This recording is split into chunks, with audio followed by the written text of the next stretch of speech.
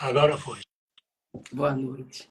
Agora Deu certo, né, doutor? já estava pintando uma zebra de novo.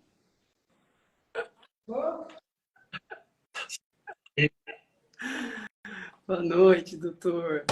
Deu Oi, certo. Até que enfim, né? Boa noite, pessoal. Ó, já tem aí uma galera. Me deu até.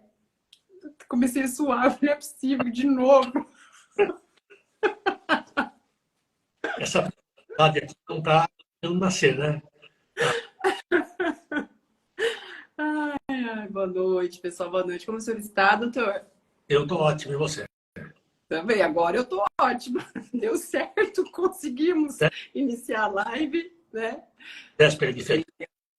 Tem uma galera entrando aqui, sejam bem-vindos.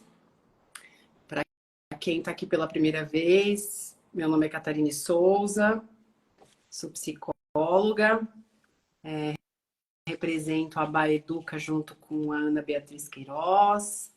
Temos aí um projeto de lives, né, doutor Salomão? Quinzenalmente, com vários temas. E podemos começar com o tema de hoje, doutor? Claro, a hora que você quiser. Então tá. Só que, doutor, assim, eu estava lendo o tema da nossa live de hoje e eu achei esse nome tão comprido e tão complicado que eu acho que vale a pena a gente entender o tema da live para poder falar sobre a live. Pode ser? É muito simples, minha querida. Muito simples. O tema da nossa live é consequências neuropsiquiátricas da prematuridade. Doutor, que nome comprido é esse? Vamos começar assim. Primeiro me explica o que significa prematuridade. Bom, prematuridade é um termo que você usa quando está discutindo gestação, né? Pode ser prematuro em outros domínios, para partos que acontecem antes da época prevista, considerada normal. O que é considerado normal? São partos que acontecem acima das 35 semanas de. Então, a maioria dos partos normais acontecem entre a 38ª e a 40ª semana.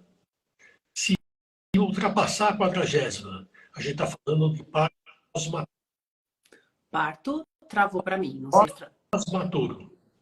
Olha, nunca tinha ouvido essa palavra. Ao contrário do outro, que quando acontece abaixo das 37, é o prematuro. Entendi. Agora, o que as pessoas têm que entender também, para você ter uma ideia da importância do que a gente está discutindo, a estimativa é de que 10% dos partos no mundo sejam prematuros. Quantos por cento? 10%. Nossa. Então, a gente está falando de milhões de partos que acontecem antes da época mais adequada. Por que é adequada a gestação acima dos 38 e até as 40ª semana? Porque é o tempo que leva para o organismo como um todo e para o sistema nervoso em particular, que é o que a gente vai discutir hoje, amadurecer o suficiente para sair de um ambiente absolutamente protegido, em termos de temperatura, calor, alimentação, oxigênio, ambiente, se você pensar bem, hostil. Você vai passar de um ambiente, então, maravilhoso do ponto de vista fisiológico, com todas as proteções que esse futuro ser tem, para um ambiente absoluto que pode ser inóspito, que pode ser muito desagradável, dependendo de como se dá esse nascimento. E aí você pode classificar a maturidade. Né? O critério principal é o critério de tempo. Uhum. O que é prematuridade? Partos que acontecem, seja por via vaginal, seja por via cesariana, abaixo das 37. E aí você tem categorias. Então você tem o que a gente chama de prematuro extremo, que são bebês que nascem antes da 28ª semana. Gente! E essas crianças nascem, em geral, com o peso variando de 750 a 900. Olha. Eram que não sobreviviam. E que só sobreviviam, uns, não todos, por conta da tecnologia que você tem hoje para manter essas crianças numa UTI adequada. Gente que chama essas crianças do novo ou É mesmo?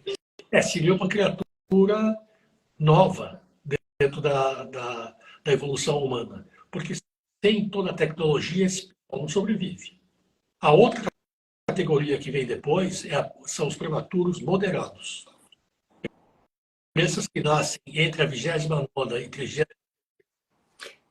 29ª, tá cortando. Alguém escreveu aqui que tá cortando e tá mesmo, doutora. A gente vai ter que voltar aí algumas frases do senhor, porque eu tô vendo que não só eu não tô conseguindo ouvir, mas a galera também não tá.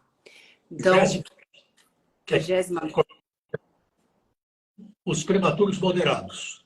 Perfeito. Crianças que nascem entre a 29ª e 33ª semana, com peso entre 2.000 e 3.000 gramas.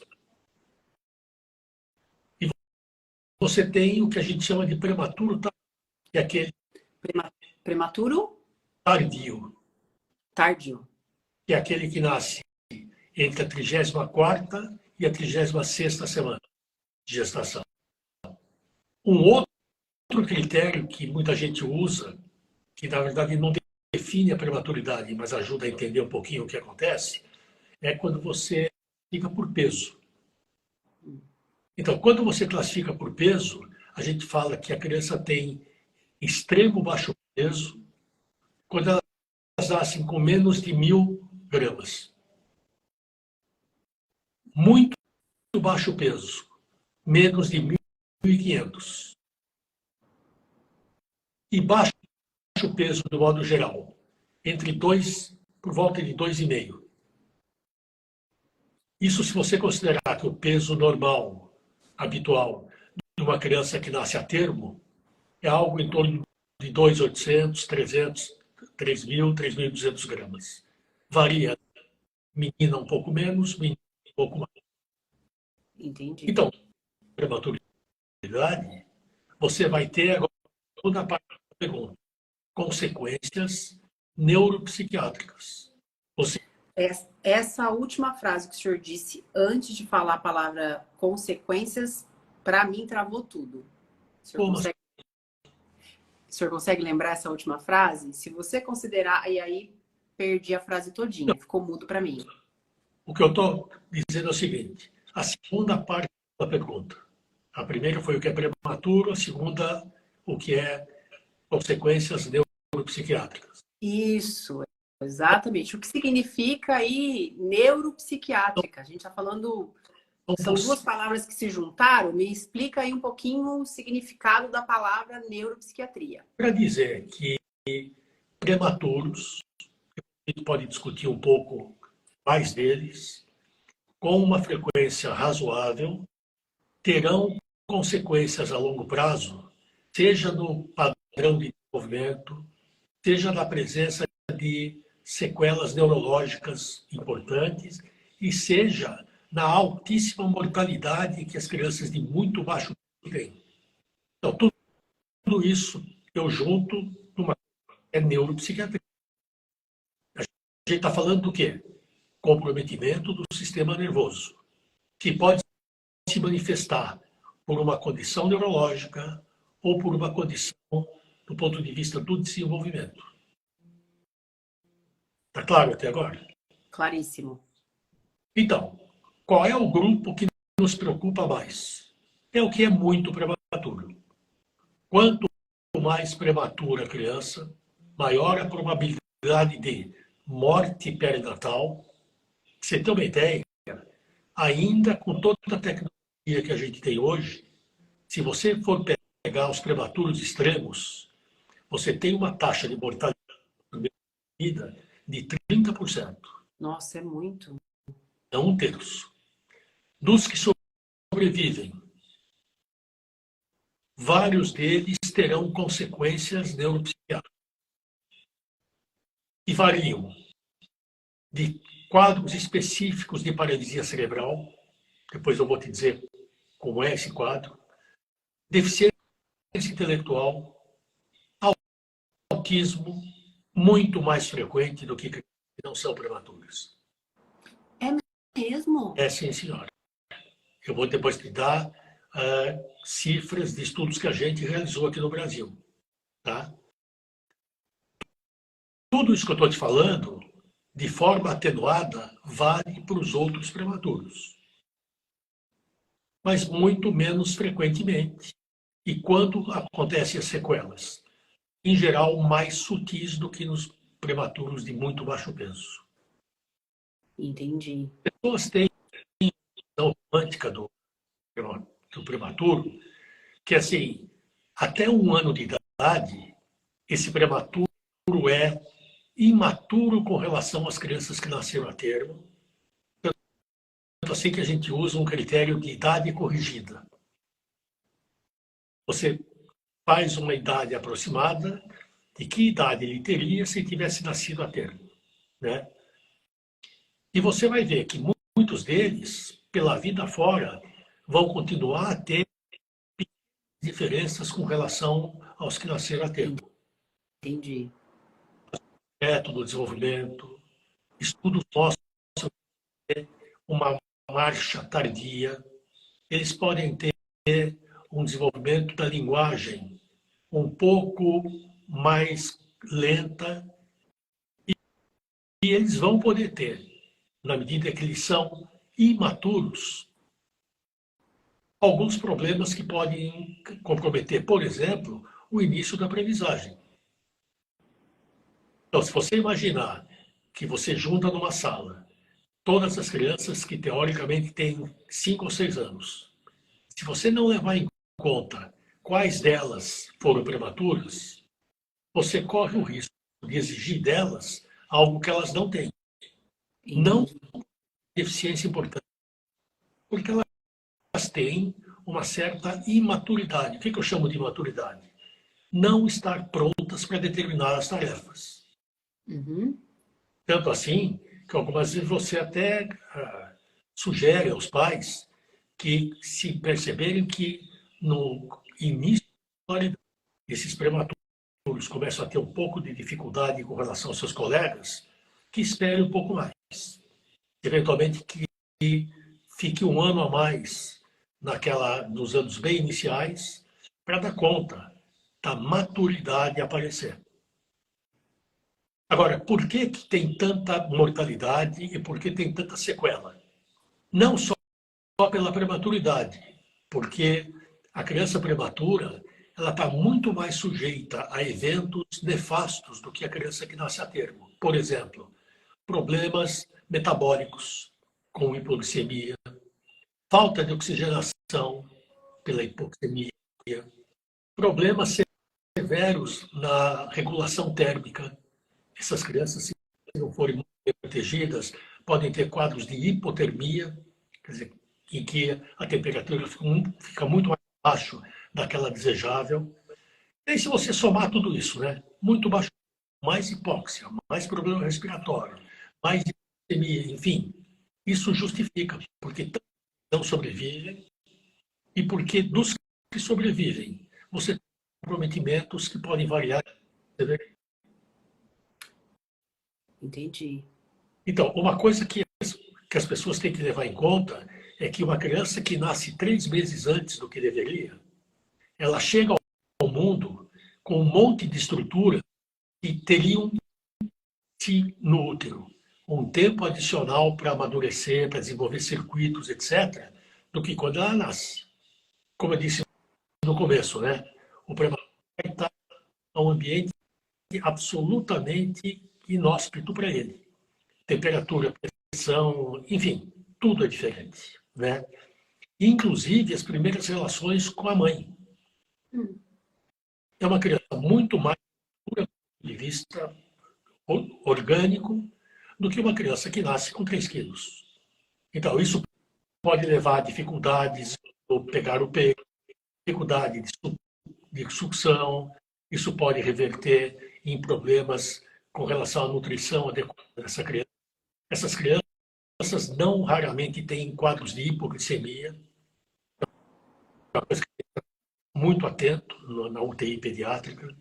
Então, eu acho que fica claro para as pessoas o quanto ser prematuro tem risco, principalmente quando você tem uma prematuridade muito acentuada.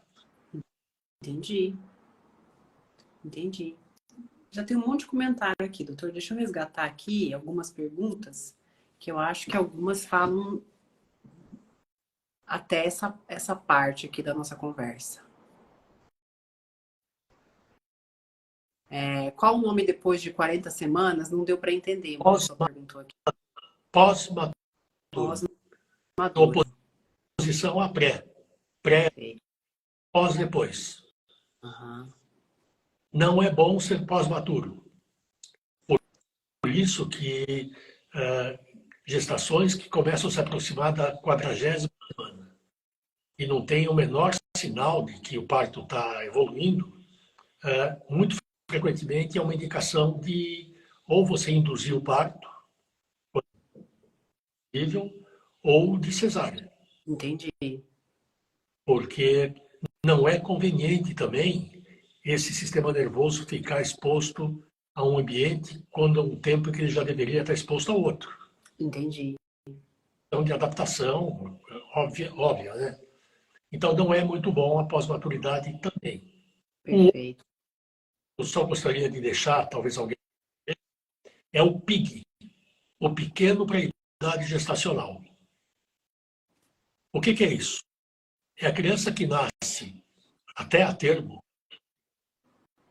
39 semanas de gestação, mas com peso de 1.800, 1.900 gramas. Então, ela é prematura Ela é prematura? pelo peso, Pelo peso. mas ela não é prematura pela idade gestacional. Essa criança é uma PIG. PIG também tem muitos problemas com relação ao seu desenvolvimento. Entendi. Algumas vezes até mais graves do que o prematuro de verdade. É mesmo? Sim. Por isso que você vê hoje que os obstetras cuidadosos tomam um cuidado enorme quando, entre os exames que você faz durante a gestação, você percebe que o bebê parou de crescer. Então, isso é um sinal de alerta que alguma coisa inadequada está acontecendo. Entendi. É irreversível, alguma coisa que, do ponto de vista médico, possa ser, de alguma forma, corrigido, né? Mas, caso contrário, você vai caminhar, provavelmente, para um pigzinho que vai nascer. Entendi. E ele é um serzinho que também corre risco de problemas importantes. Agora, moral da história, todo prematuro vai ter problemas sérios pela vida fora? Claro que não. Isso, eu ia perguntar isso. Evidentemente que não. Eu tenho filhos prematuros, eu tenho netos prematuros, prematuros extremos, que são maravilhosos. Não por serem meus netos. Apesar de todo o cuidado que eles tiveram que ter, tiveram um desenvolvimento normal. E hoje eu posso dizer normal, porque um está com 19 anos, o outro está com 20 e pouco. Eu tenho netas, tenho sobrinhas que eu fui atender na idade, porque nasceram prematuras extremas, sobreviveram com grandes problemas respiratórios, um monte de coisa. Acabei de vir do casamento de uma delas. Absolutamente normal. É uma pessoa que tem uma vida sem nenhum tipo de sequela. Então, pais de filhos prematuros não têm que ficar apavorados, porque agora fico sabendo que prematuridade é uma coisa complicada. Entendi. A maioria acaba não tendo. Tá, e aí eu acho que isso combina um pouco com uma pergunta que tem aqui, doutor. Doutor, por que os médicos da neonatal ou os pediatras não nos alertam para as consequências possíveis? Não tem sentido você, no momento que você nasce pequenininho, a primeira coisa que eu chego no quarto e digo assim, olha, o seu filho nasceu com 1.500 gramas, olha, ele pode morrer, ele pode ser autista, ele pode ser deficiente. Não faz sentido. O que faz sentido? No momento que ele sair da maternidade, discutir claramente com os pais, olha, ele superou todas as dificuldades que ele teve na maternidade, ficou na UTI determinado tempo para ganhar peso e tal, e teve alta. O que vocês têm que ficar atentos? Para o desenvolvimento dele. Se você perceber que no desenvolvimento aparecem domínios em que ele não cumpre com a expectativa, não fique esperando muito tempo. Quer dizer, por ele ter sido prematuro, vale a pena você investigar logo, ver o que pode acontecer, até porque você sabe que muitos problemas de desenvolvimento podem ser minimizados com estímulos ambientais. Então, se você percebe, ou se o teu pediatra percebe, que o desenvolvimento está sendo mais lento do que aquele esperado, não fique esperando. Propõe um programa de intervenção em que você vai estimular aquelas áreas que, por alguma razão, não estão se desenvolvendo adequadamente. Mas o médico não pode se furtar a responder pergunta direta. Não chegar dizendo tudo, de repente, a mulher está extremamente frágil, não é a forma mais adequada de fazer.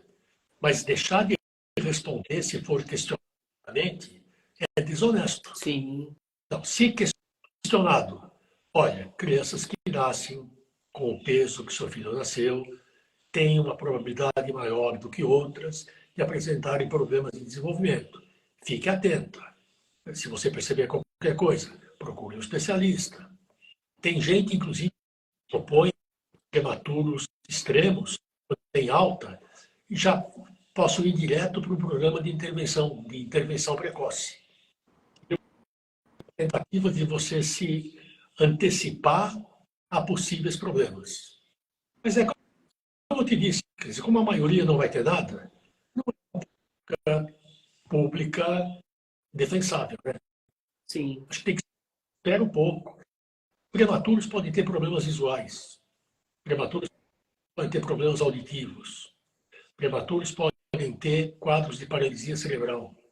Tem um tipo particular de paralisia cerebral, que é a diplegia. Repete esse nome que travou para mim. Diplegia espástica. Gente, que nome complicado. Facílimo. Diplegia. Diplegia. Dois membros comprometidos. Em geral, os inferiores. Ok. Espástica. Porque há um enrijecimento dos músculos.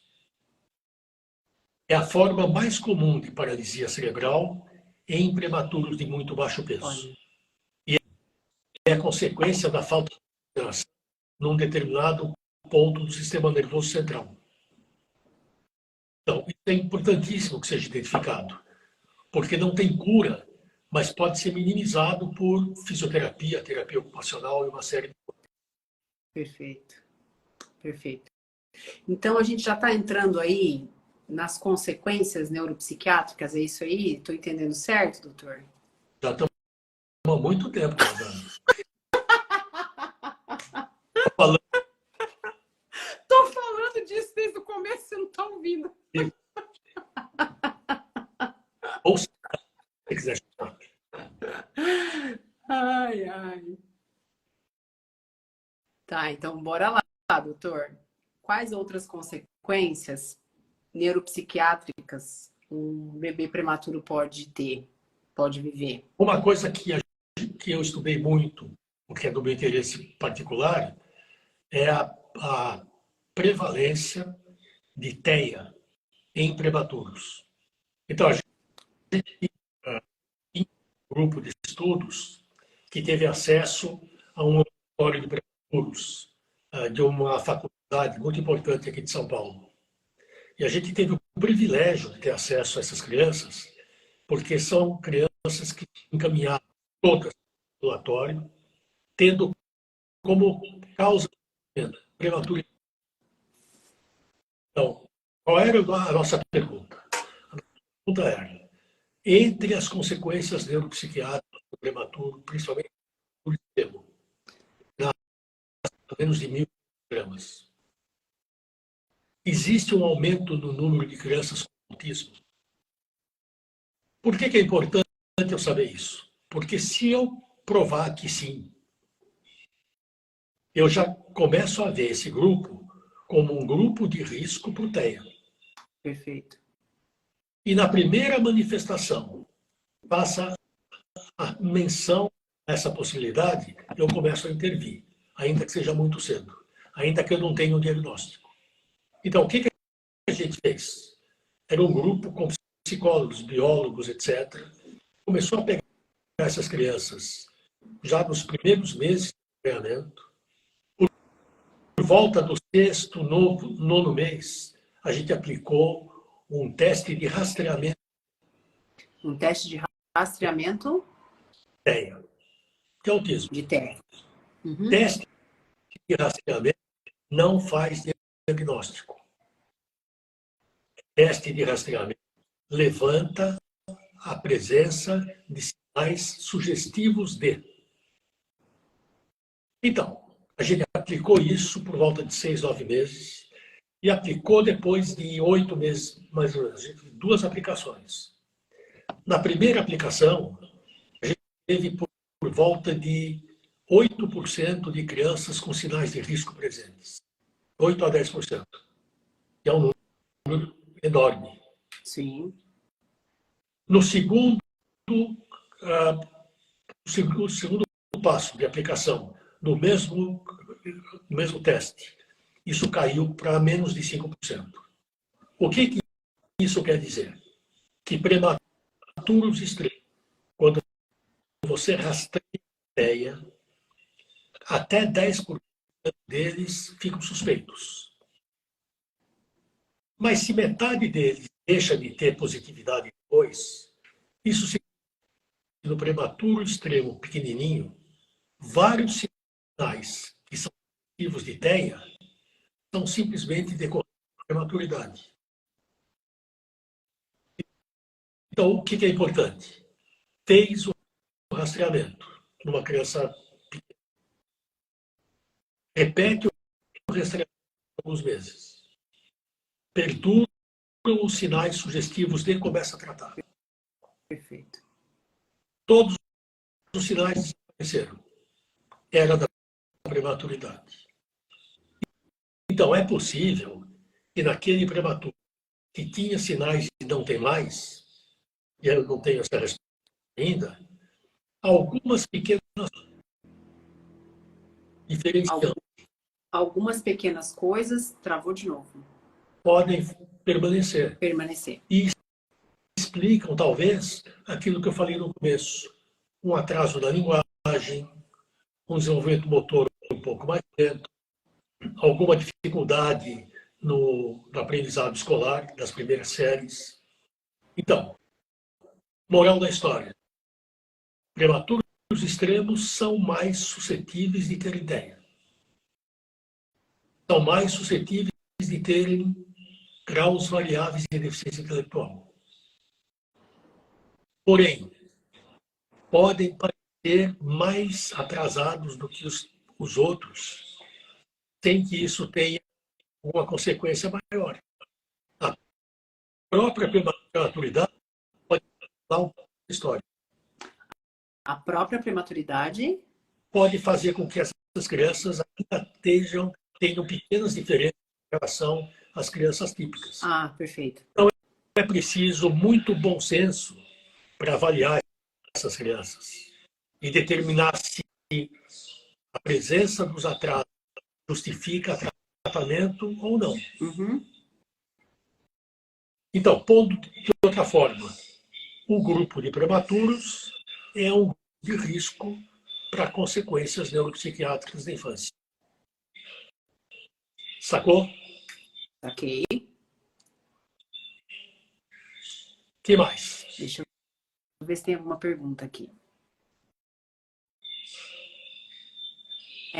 Alguém, Combi Santana aqui. Autismo. Como é constatado a ligação entre autismo e a prematuridade? Bom, a gente vai ter que voltar um pouco para a causa do autismo, né? Então, se a gente lembrar que hoje não se discute mais se o autismo tem uma causa neurobiológica ou não. Essa causa neurobiológica, espera um pouquinho, deixa eu fechar a porta aqui.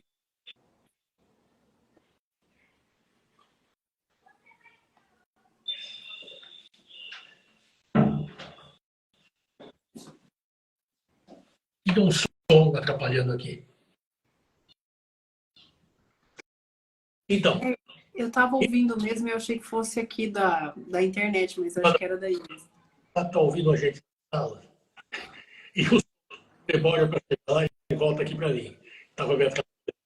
E você estava ouvindo também, né? Um somzinho na retaguarda. Então, o que causa o autismo do ponto de vista neurológico? São disfunções do sistema nervoso central. A gente já identificou inúmeras estruturas cerebrais que são diferentes do indivíduo autista quando comparados ao indivíduo típico. Várias áreas corticais, várias áreas no tronco cerebral, lá embaixo, e muito frequentemente o cerebelo. É um órgão, ou é uma parte do sistema cerebral que fica aqui atrás, ocupando quase 20% da massa encefálica. O cerebelo é super importante, porque antigamente a gente achava que ele tinha exclusivamente com a idade. Ah, pode voltar, doutor. Antigamente a gente achava e aí travou tudo. Que a função dele tivesse a ver com a parte motora. Tanto assim que a gente aprendia na faculdade que o cerebelo é o órgão responsável pela coordenação motora.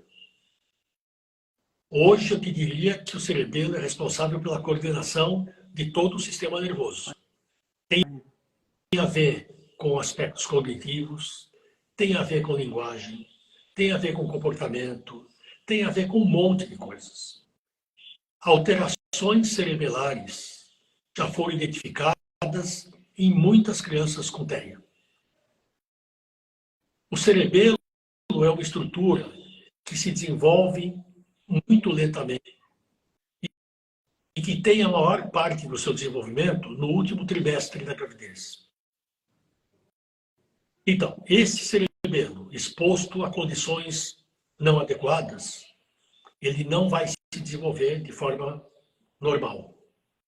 Então, provavelmente, essa é uma das explicações pelas quais você tem um aumento no número de autistas. Sem falar em outras coisas, quer dizer, uma das outras suposições que a gente tem com relação à causa do autismo neurológico é um defeito nos circuitos cerebrais. E, de novo, os circuitos cerebrais correm risco de não se desenvolver adequadamente num ambiente que não lhe é propício. Então, você tem muitas explicações plausíveis para essa criança ter um aumento no número de diagnósticos de autismo.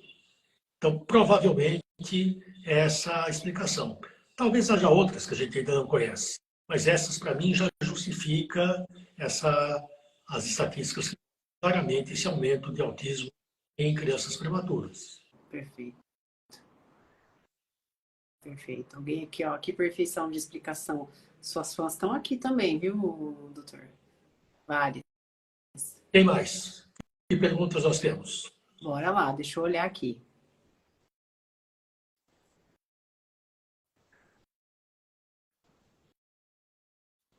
Deixa eu repassar aqui. Se alguém fez pergunta lá atrás e eu não consegui ver, se quiser repetir aqui, por favor, eu consegui ler para o doutor, eu agradeço. Porque às vezes eu me perco aqui, né, doutor?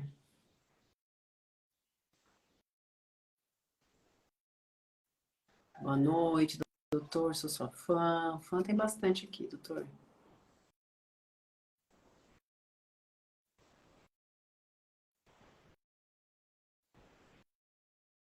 Pessoal interagindo. O problema visual do prematuro é uma coisa chamada retinopatia da prematura. Então, é paradoxal, mas a causa da retinopatia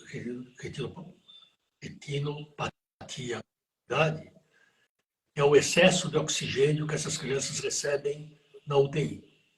Eita! Então, você fica entre a espada, né? Porque eles precisam de oxigênio terapia, sem o qual eles não sobrevivem.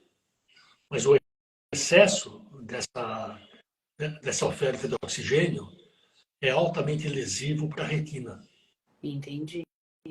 Isso pode levar à cegueira. Entendi. Então, essa é uma das complicações não infrequentes, crianças que ficam muitos meses na UTI pediátrica. Tem criança que fica 60, 90 dias na UTI pediátrica, por conta de complicações que teve, né? Uhum. E outra coisa, né? Se você for pensar o que é um ambiente adequado, o pior ambiente adequado para o bebê é estar preso dentro daquela caixa plástica, um som que é um horror. A gente já gravou o som, normalmente você escuta dentro, confortável, É mesmo? confortável. O barulho que o oxigênio faz entrando, o barulho que as pessoas, que o barulho da UTI reverbera lá dentro, é dor. Então, Entendi. provavelmente, muitas das complicações que a gente tem são decorrentes desse ambiente absolutamente inóspito, as crianças ficam 60, 90 dias. Então, até eu ia falar que essa sua fala tem relação aqui com uma pergunta. O tempo na neonatal aumenta riscos? Claro. Não, aumenta risco por várias razões. Primeiro, fica mais tempo quem tem mais complicações. Fica mais tempo sujeito a todas esse ambiente absolutamente perigoso. A gente fez uma vez no IFESP, quando eu trabalhava lá na UTI, a gente fez uma pesquisa, a gente colocou um equipamento que media a altura do som, gravado dentro de uma daquelas caixinhas plásticas, né? Daquelas estufas. Então, coisas do tipo absolutamente do cotidiano. O médico que está fazendo uma visita na UTI e que fica batendo o dedo enquanto conversa com o colega. Você não imagina o barulho que isso faz lá dentro. O telefone que toca a 10 metros e reverbera lá dentro. O grupo de residentes que entra, discute o caso, todos em volta daquela estufa. É um som incrível, não dá para você suportar aquilo. Se você perguntar para um adulto como é o som de uma UTI, ele vai te contar. É um horror. É bip para todo lado, é gente falando é gente em urgência a todo momento, em você e no seu vizinho. É um horror. Imagine um bebezinho, né, desprovido de formas de mostrar o quanto ele está incomodado, vivendo 60 dias num ambiente tão ruim quanto esse. Sim. Por isso que na ocasião que a gente trabalhava com esse grupo, a gente falava muito num termo que não tem muito sentido, que a gente chamava de humanizar a UTI. Humanizar a UTI. Levar em conta que você está lidando com gente extremamente frágeis, e você tem que evitar, por exemplo, que uma enfermeira venha colher sangue, daqui a 15 minutos outra venha dar um banho no bebê, daqui a meia hora outra vem pesar o bebê, daqui a 40 minutos. Se você não fizer organizar que esse bebê possa ter um mínimo de repouso, você está criando um ambiente enlouquecedor. Sim. E isso, quando a gente começou a mexer com isso, não era considerado. Agora eu não sei, porque eu não tenho mais tido a oportunidade de estar aí, né? Eu espero que você tenha uma ideia.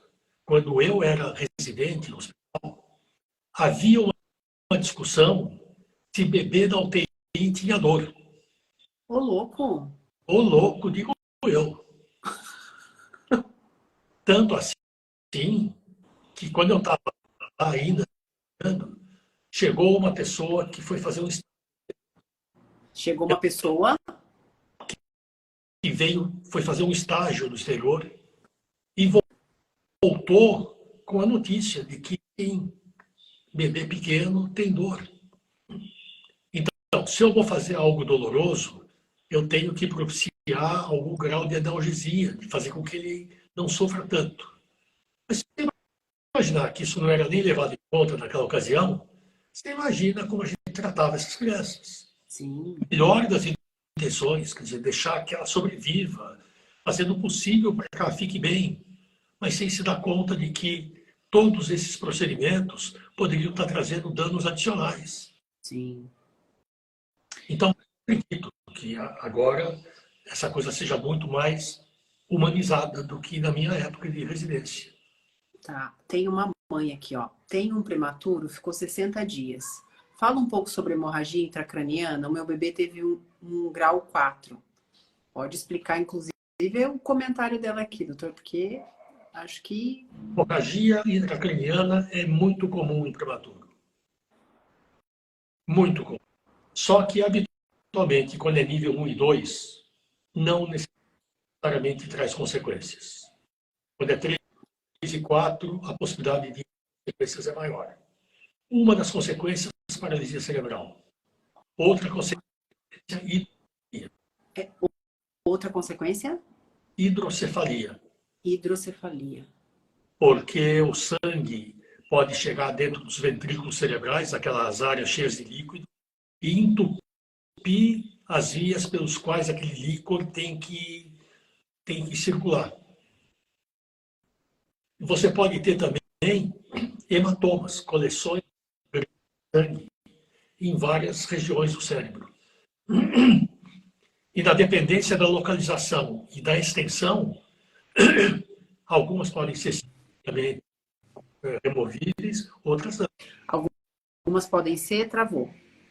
Tratadas cirurgicamente, outras são reabsorvidas espontaneamente.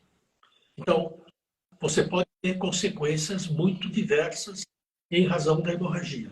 Agora, felizmente, a grande maioria é nível 1, que acaba se absorvendo sozinha, são hemorragias pequenas, que acabam não determinando necessariamente sequelas.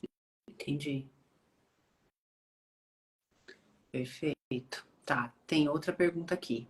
Intubação é um fator de alta prejudicialidade, doutor? Sim, sim, porque a intubação ela é feita para você realizar um auxílio mecânico à respiração.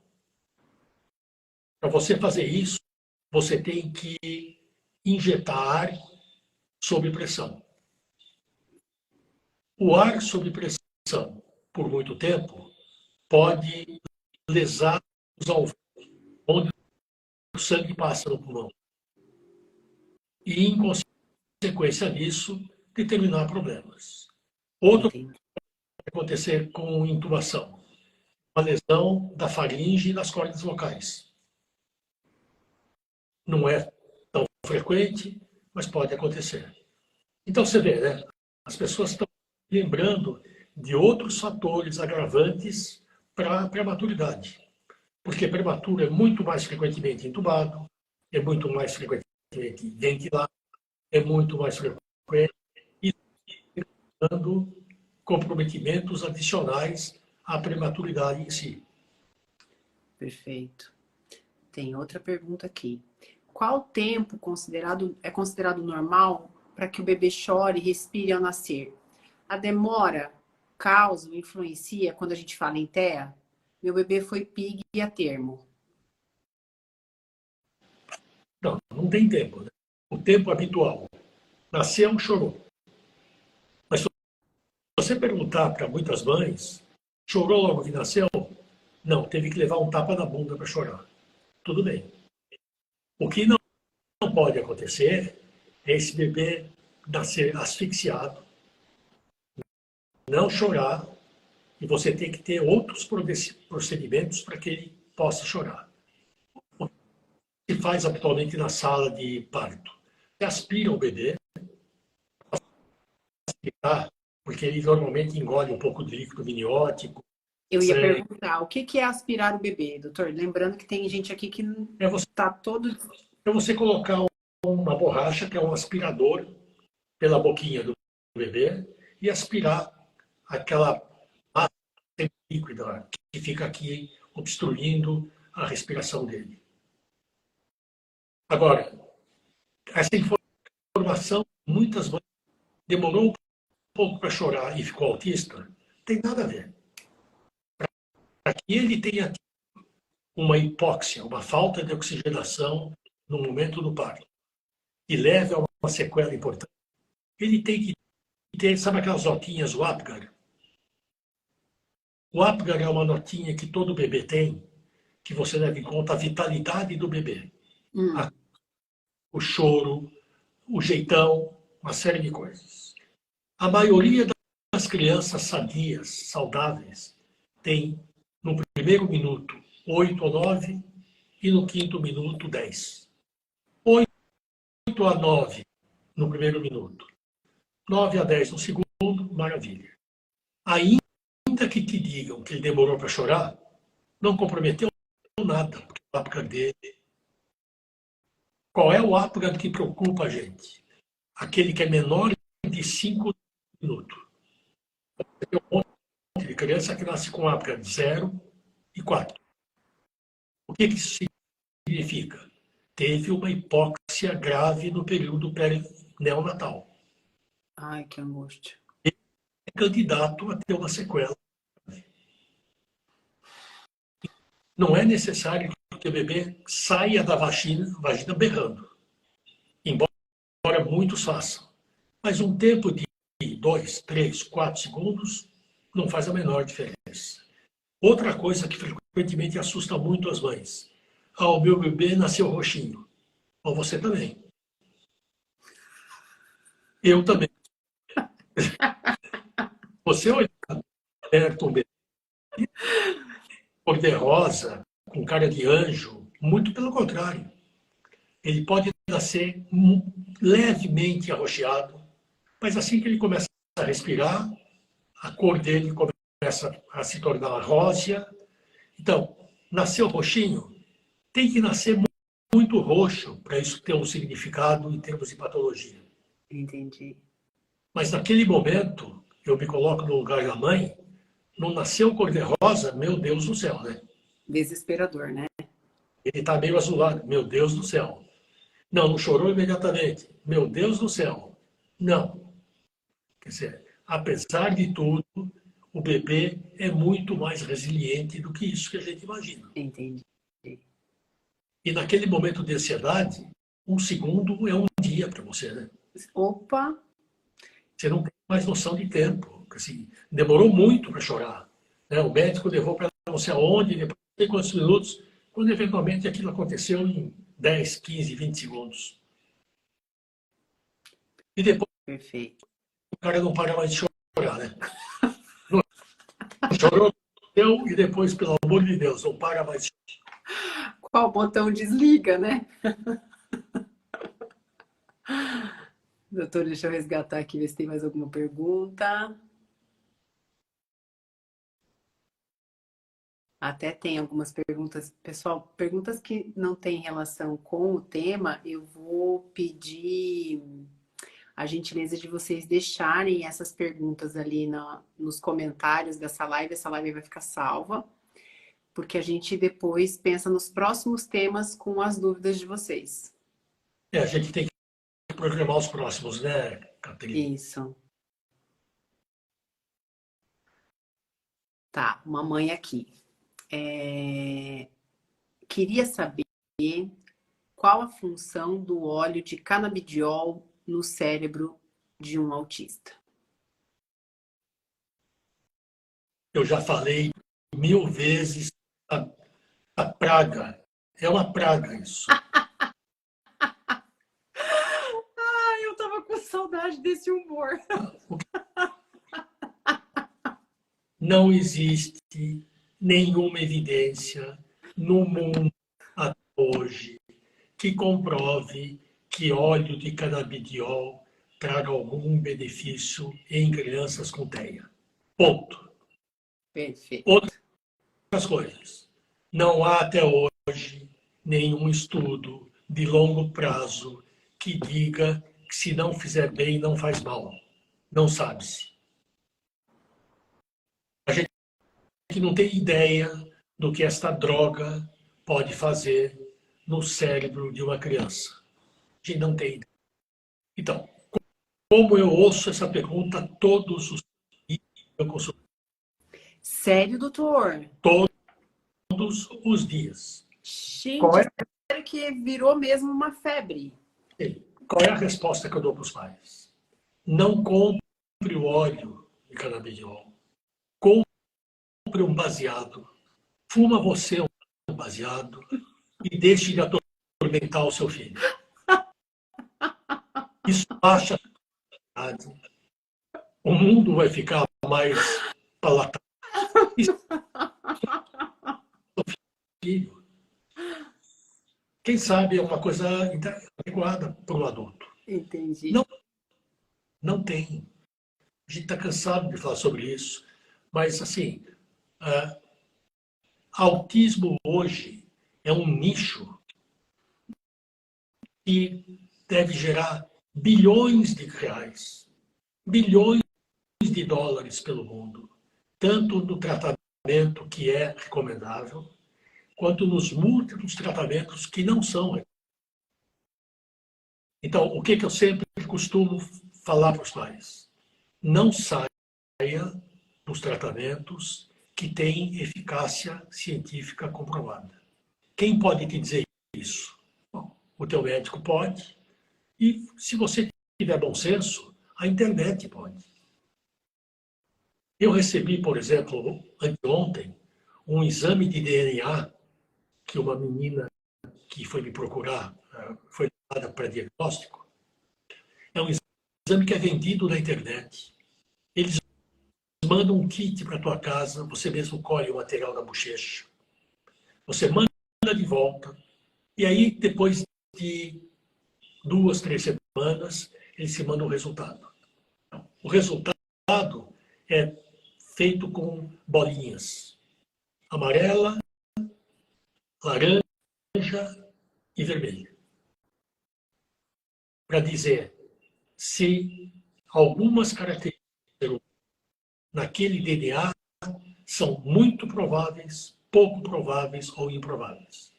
E esses caras têm a coragem de dar coisas do tipo maior probabilidade de ser confiado pelo DNA, maior probabilidade de ter TEA, maior probabilidade de se dar mal profissionalmente, Gente, não. de ter câncer não sei de onde. Maior está à venda na internet hoje. Se você entrar no teu Instagram, não fique muito abismada de encontrar essa coisa lá a preços módicos. Então, incautos caem numa coisa dessa. E te digo mais, essa mãe ficou culpadíssima, porque pelo resultado, essa menina está com grande probabilidade de ter tudo no mundo. Ah, Alzheimer, problema de memória, TDAH, problemas comportamentais. O que é isso? Como é que as pessoas caem num conto como esse? Como é que eu descobri e o que eu fui procurar? Alguém publicou um trabalho sobre esse troço aí? Não. Isso foi apresentado em algum congresso médico? Não. Isso tem o aval da FDA, lá dos Estados Unidos, porque esse teste vem de lá, que é a agência que aceita ou não determinados procedimentos clínicos. Não está em lugar nenhum. Mas as pessoas vão fazer porque caem num conto. Assim, se você não tomar cuidado, você vai cair conta do autismo a qualquer momento. Perfeito. Perfeito. Doutor, estamos terminando, mas tem uma pergunta aqui que eu acho que... Qual porcentagem geral de consequências de neurodesenvolvimento em prematuros? Não tenho isso para te dar. É? Eu não tenho isso para te dar. Depende de um monte de coisa, depende da amostra que você estuda, depende de muita coisa. É possível até que tenha alguém que tenha feito essa avaliação. Eu não tenho, eu realmente não me dei conta de, não sei, no total, não sei te dizer, até porque eu não responderia nos prematuros. Eu responderia no prematuro extremo, no prematuro moderado, porque são completamente diferentes. Perfeito. Qualquer que seja o dado, é muito mais frequente quanto menor e mais prematuro for a criança. Perfeito. Doutor, como sempre, passa rápido, muito bom. Obrigada mais uma vez. A gente se vê de novo, Daqui 15 dias. Deus quiser. É isso. Pessoal, obrigada. E as perguntas que eu não respondi, eu vou aqui pedir novamente a gentileza de vocês deixarem nos comentários ou enviar no direct para nós, porque essas perguntas elas viram. Essa live de hoje foi uma pergunta da live anterior, né, doutor? Então, tá. Doutor, bom feriado, bom descanso e Todos nós. até a próxima. Tchau, pessoal. Um abraço. Tá bom.